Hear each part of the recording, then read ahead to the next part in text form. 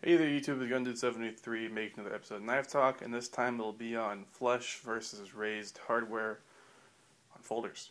Now basically what I'm talking about is the screws, if they are flush or if they are not flush. Pretty simple. Now, it's almost a point of contention on, say, the Sebenza.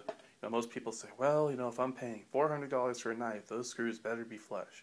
And the thing is, on the Sebenza, the screws are not flush. You can feel them. Whereas, say, on the Paramilitary 2, these screws are flush.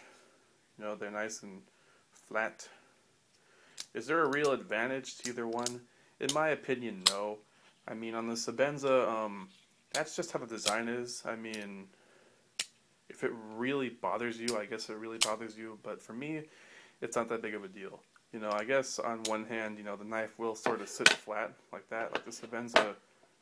It sits fairly flat, it's sitting on 3 screw heads. The nice part, I guess, with that is the screws, if you're set the knife down, the screw heads are actually what's touching, not the actual tie. So I guess it would save it from getting scratched if you're setting it down like this a lot. But it's going to get scratched anyway, but just saying. Then you have other knives like the Skyline.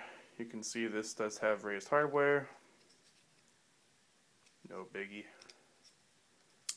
And then you have some knives that are sort of both. Like the Voyager here, the pivot is domed, So what I mean by that is it's sort of, you can feel it. But the other hardware on there is fairly flush. The Military is the same way. You have this big old dome pivot, which you can feel, and then the screws are nice and flush. I kind of like the presentation pivot look. It's nice. And the tilt has flush hardware on it. You can see you can see the screw head is there. They just sort of countersunk it into the carbon fiber. So when you're holding the knife like that, you can see that you can't see anything. Very nice.